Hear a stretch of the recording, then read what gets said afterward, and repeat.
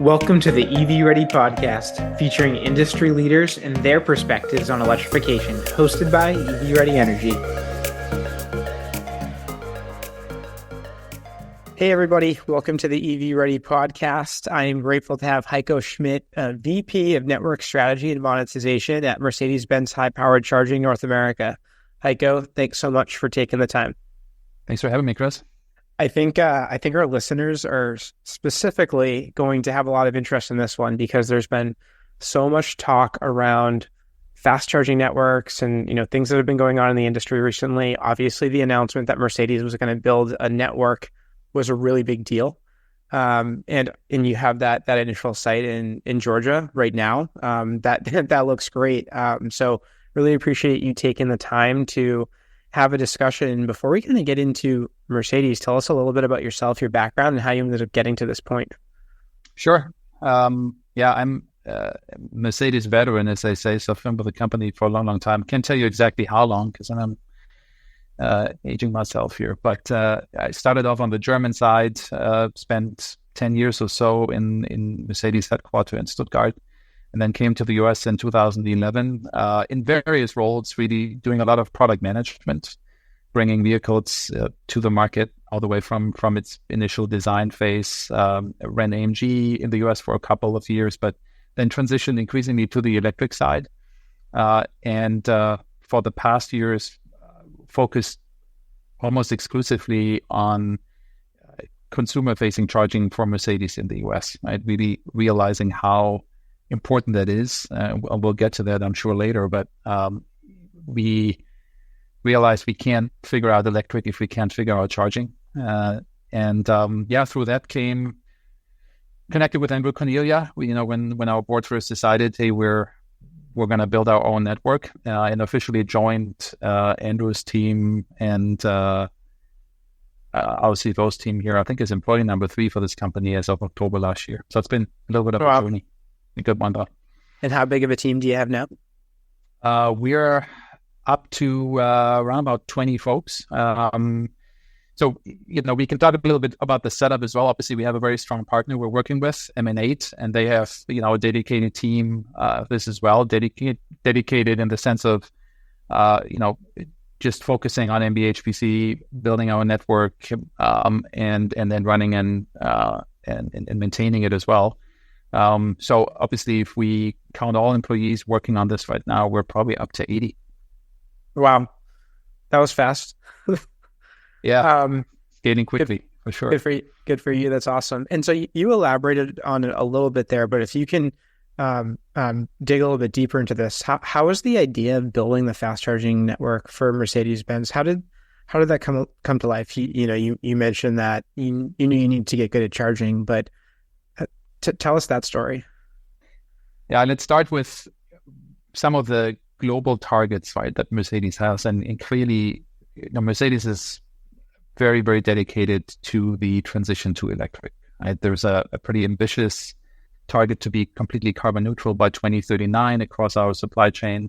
And you realize pretty quickly, you don't become that kind of company if you just launch a couple of electric cars, right? That's a great start, but you got to do more. So charging being such an essential part of EV ownership, Mercedes actually consolidated all their charging dedicated or related resources into one charging unit. This happened last year, and focuses on the whole chain of charging, from home charging, charging at work certainly is a part of it, public charging, and also building our own network, right?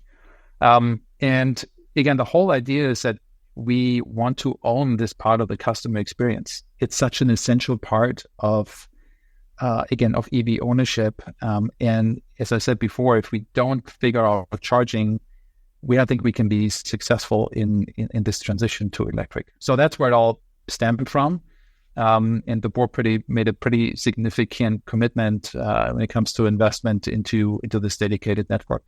And so, in my past background, I think I did something very similar to what you guys were doing, going out, finding sites, developing those agreements, and building the intention is to build obviously a world-class experience, especially for Mercedes. You have obviously Tesla. Everyone knows Tesla. You have Electrify America coming from the Volkswagen mitigation settlement. EVgo coming from before that, coming from the Enron situation. Why not let the private fast charging market develop organically with all this funding that's available and companies that are interested in doing this? Why did you feel, or why did Mercedes feel the need to take this on themselves? Yeah, it's a good question. And I mean, initially, if you just think a few years back, Mercedes took very much that position, right? Charging was kind of seen as the necessary evil, if you will. But just like Mercedes didn't get into gas stations, there was a belief, why would we get into charging? But again, that changed quickly when we realized that the experience that our customers have out there today is just not what we would like to see. And that's related to just sheer quantity of charging stations not being available, uptime, reliability, but then also just the consumer experience while you charge, even if you're successfully charging, but what do you do while you charge? So as a result, you see that charging remains one of the main purchase barriers, or the lack of public charging infrastructure, right? To be precise.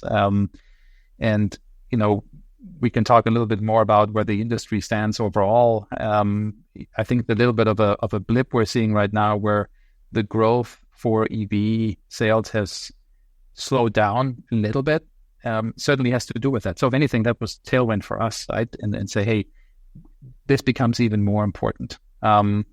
So I think it's a great proposition. I think OEMs are in a great position to get involved in this space, right? We have the capacity, we have the resources. Because of Mercedes, we have a brand heritage of over 130 years. Certain promises we are making to the customers today through our vehicles, of quality, of experience. And now for the first time, Mercedes is extending this beyond the vehicle, right? And really saying, hey, we can apply this experience to charging. And that's incredibly exciting. And I think it's something that'll drive the industry forward, and certainly something that will help EV sales, not just on the Mercedes side, but for other brands as well. And right now, there seems like there's a transition overall in the marketplace from like a straight to BEV transition to partially plug-in hybrid as well. How does that impact the development of this network for you? Not much, I would say. First of all, it's a network that is open to all brands, right? So we're not just inviting Mercedes customers to come, and that's important. We'd love to see as many drivers of other brands as possible. Plugins, they've become pretty good, and I think there are, a good way to bridge some of the gaps. If you're not ready yet completely to go from ICE to full electric, then a plug-in could be a good proposition for you. And fair to say that plug-in drivers are less likely, right, to charge at public chargers, at least high-power charging stations. For sure. As they're traveling, etc., right? Much more focused on home charging. However, if I look at Mercedes specifically, all our plugins have a DC charging port. They get the same 2 years of free charging. So we'll see. We'll look at the data. But I think more importantly, long-term, I think there's no doubt that we will see the transition to full electric continue. And we're building a network that is future-proof, right? A network for the future. So certainly taking a look at what the next years will look like. But long-term, we're confident we'll see the utilization and the demand here from the full electric vehicles that will come into the marketplace. And how is the experience of the Mercedes Benz fast charging network going to differentiate from Tesla and some of the others? Will there be any type of like a unique experience that Mercedes Benz is providing customers that feels differentiated in some way? Yeah, a lot is just, I mentioned the term quality and experience now a number of times, right? And I think we see a little bit of a shift in the industry right now where there's a stronger focus, and that's a good thing, on this quality charging experience, right? So it's not just about getting the charging right. That seems to be difficult enough, right? We tend to talk about this quality, this pyramid of charging needs, right? And all the way at the bottom, you have uptime and reliability, safety, obviously, right? And only if you get that right, we talk about speed, we talk about ease of authentication and payment, and then quality of amenities, etc. So I think for us, it's really about what you do while you charge. And in an ideal situation, charging should fade into the background, right? Talk about reducing inconvenience time. So if you get to a charging station and you have 10, 20, 30 minutes to spare, and you can now do what you really want to do during that time, then it's not inconvenient for you. It's not a waste of time, right? So this focus on quality, this focus on making sure that our customers have the ability to spend the time in a valuable way, I think is something that is new to the industry. And again, we see this picked up now a couple of times, which is promising.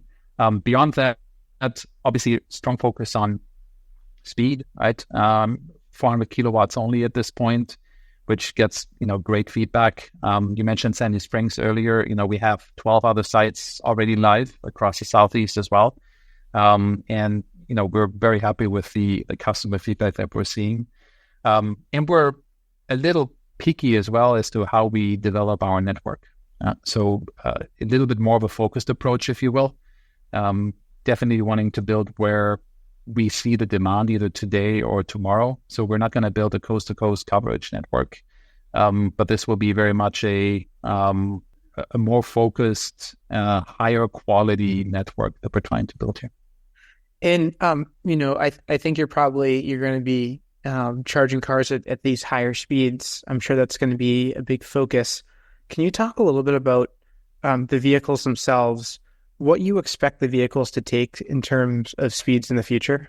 Yeah, I mean, it's promising to see that we see the shift to 800, 900,000 volt architecture, right, with charging speeds going up to 270, 350 kilowatts, right? And again, talking about a future-proof network, our hardware can sustain that, right? Where today we have up to 400 kilowatts on a single port. But obviously, you can split that in 2 times 200. So in the future, vehicles will be able to take advantage of that even more. And when I look at Mercedes, and there's been public announcements about the switch to 800 volt with the first vehicle launching on the NMA architecture. So we'll see those charging speeds.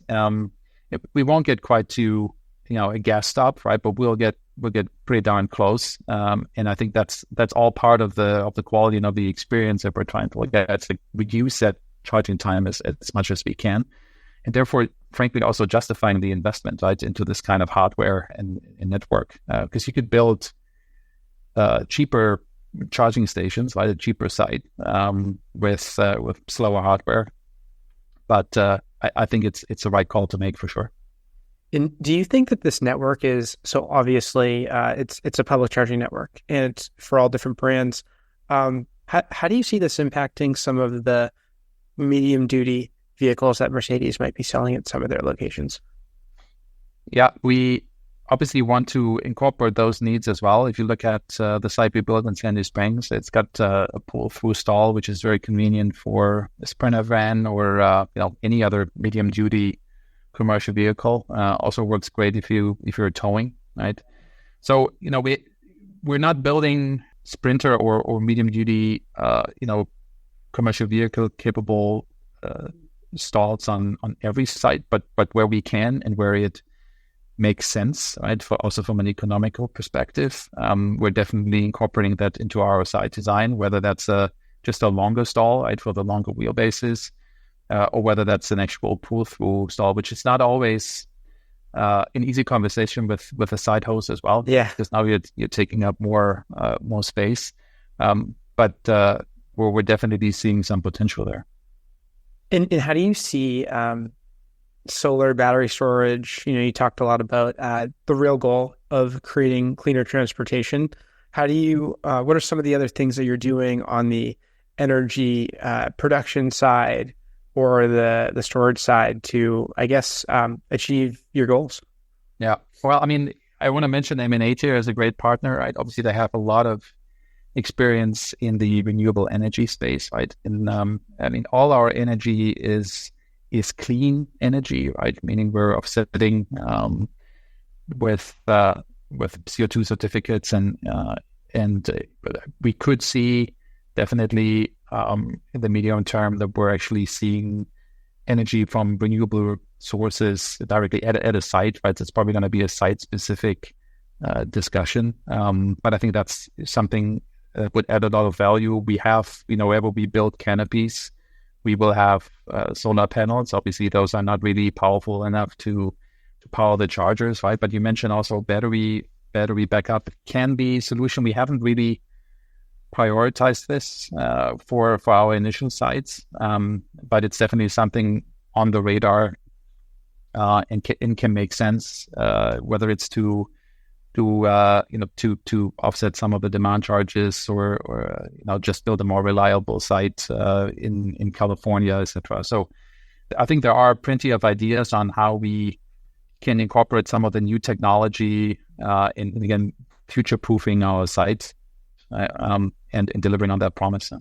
So I think like the big announcement that was made a few months ago that everybody was really curious about was Ionna, and the idea that this nationwide fast charging network was going to be built by auto manufacturers. I've always kind of like personally looked at fast charging in that, like, right now you're seeing a lot of fueling and convenience, obviously own gas stations. That's what the world knows today.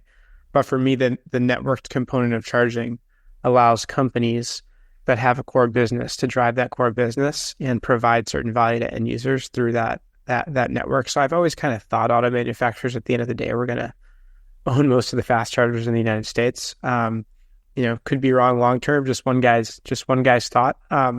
So it kind of made sense, to me when Mercedes made the announcement, and then with Ionna as well. How is Mercedes Benz working with Ionna? Can you explain that to everybody?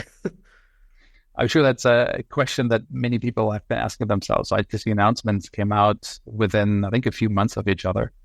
Now, I mean, it's a great question. And first and foremost, both networks will be separate in the marketplace, right? We will be competitors in the marketplace. So there's not a ton of collaboration amongst the two. But I think what it all comes down to is the sheer need of chargers to support the growth in the EV industry, right? And there is space for multiple players, right, in this area, even within Mercedes. I mean, Mercedes is so committed to the transition to electric, and again, realizing how important the buildup of public charging infrastructure is. Definitely discussed this at length and decided, hey, there's room for both of these initiatives. Right? I think when you just look at what was communicated, you could think, oh, it's a pretty similar approach. In reality, I think the network in our focus is slightly different. Obviously, Ionna consisting of 7 OEMs, there's a lot of firepower there, with very ambitious targets of building, the 30,000 ports by the end of this decade. So definitely very large coverage network, whereas our focus on the MB/HPC side is a little bit more focused. Definitely higher on the quality, and I mentioned earlier, less the ambition to truly provide coast-to-coast coverage, but really focusing on those areas, whether that's metropolitan areas, metropolitan markets, or key corridors where we see the demand, right, where we see the utilization happening. So, I mean, in the end, Mercedes has said we're committed to getting involved in this space, right? And I think both Ionna and MB/HPC are a great expression and really putting our money where our mouth is on making this happen as part of the bigger initiative on charging within Mercedes, right? I mentioned home charging earlier. There's so many other initiatives going on to really cover all aspects of consumer-facing charging. And I think both MB/HPC and we have to come up with a different name. I know our marketing team is working on it. And Ionna definitely have a space there. Got it. I think one thing that some other auto manufacturers have done a good job of is build that center dash experience. I think the obvious one's Tesla. It's what I'm really getting at in the United States, make it very easy to drive around. And I know for you and for Mercedes, you're doing the same thing. You're building a certain experience. Could you talk to us about the in-vehicle integration to support the customer's charging experience, and also like how it integrates into the experience that you're developing at these locations?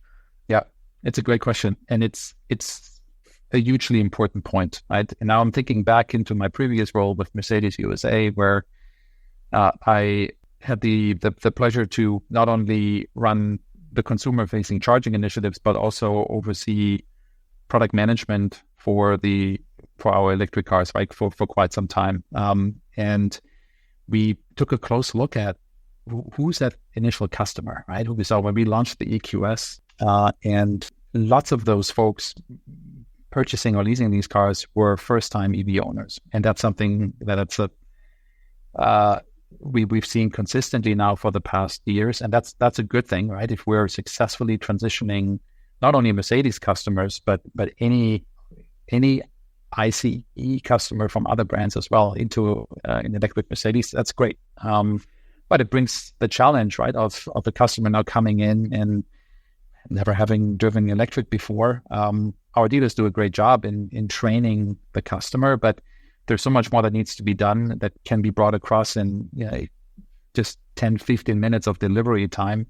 So in the end, this all comes to how do you create a seamless customer experience, right, that is somewhat intuitive. And I think the way charging is integrated in the head unit is hugely important there. And it shouldn't be complicated. So starting from how do you search for a charging station, right, to the point where you get to a charger, how do you authenticate, right? And obviously plug and charge is absolutely key there, to, being able to adjust certain settings. It all needs to be easily understandable. For me, the focus on the Mercedes side has been for the longest time on what we call navigation with electric intelligence. And what it really means is, leave the work to the car. When you plan a road trip and you're government to be, you're exceeding the range of your vehicle, right? The car will do all the planning for you. It'll tell you exactly where to stop, for how long, right? Which chargers to apply. And if that charger turns to be occupied, it'll pick a different charger for you. So there's actually not that much of pre-planning that needs to be done, right? And that's something we want to convey. That's something we want to continue to improve. It's certainly not perfect yet, but I think that's something that we've seen to be a pretty consistent effort in the industry. And in the end, I think that will reduce the purchase barriers towards EV adoption quite a bit, because it will instill confidence in customers, right, that they can manage the charging, which still seems like this big mountain to overcome. Yeah, in a world where there's not a ton of infrastructure, exactly what you just mentioned, the car telling you where to go, how long to stay, where the next place is to go is just so important. I think that's something that's been missing probably from 2015 in general, 2015 to present day in the industry. And once the car tells you what to do, life is easy and more convenient again. Yeah, the way it should be, right? And again, there can be a lot of technical sophistication in the background on the surface, right? Like facing the consumer, it just needs to be as easy and intuitive as possible. And I hate to always bring up the Apple and iPhone example, right? But that's kind of how it should work, right? I know Android users are now going to be upset with me, but for me, it's still the best example of making sophisticated technology still somewhat easy to use. And that's what we need to get to here as well. Yeah, I think the stat in the United States right now is 93% of Gen Z has an iPhone. Mm-hmm. And that probably all started in 2015. And now, that software has created like this entrenched loyalty, obviously. And, whenever I talk about EV, I always, in a public setting, I always kind of bring that up. Like, look, like, I don't know exactly how software is going to impact vehicles, because like you're looking at your phone, probably, let's just call it like 90% of the day, where you're probably only driving your car 5% of the day, something like that. But still, how important is that software to creating some type of a loyalty that once it's too deep, people can't go back. Yeah. Well, and that other piece is, you go from an iPhone 8 to an iPhone 14. In its core, right, it still works the same way. And it should be the same with the vehicle, right? If you're switching from, just stick with the Mercedes example, right? You're switching from a Mercedes GLE SUV into an EQE SUV or EQS SUV. In its core, that vehicle is still going to be a Mercedes, and it's going to drive like a Mercedes, right? It has the same features that make up a Mercedes when it comes to quality, safety, comfort, all of that. And I think the more we can deliver that same feeling in terms of customers hopping into this vehicle for the first time and feel like, hey, I'm familiar with this, and I know how to drive this car. Yes, there is no engine noise, and I need to charge rather than gas up. But in the end, 98% of what I'm used to is still here. That's a good thing. And again, that's where coming back to charging, right, needs to just be seamless and integrate well there, and not be this really tricky, complex thing to overcome. Yep. Yeah, agreed. And how are you handling obviously you're going to have some cars that are going to have CCS1. You're going to have other ones in a few years that are NACS. How are you deploying those plugs? We'll have both on our sites, right? So we'll retrofit existing sites with NACS ports, and then we're opening up our hardware portfolio a little bit. And as we're rolling out further hardware, those will have NACS ports as well. So we'll cater to both customers. That's awesome. A little bit of a transition right now, but hopefully eventually that'll make everything feel easier as well. 100%. Again, looking at this through the consumer lens, right? I think that's the more standardization we see there, I think the more beneficial, the more valuable for everybody.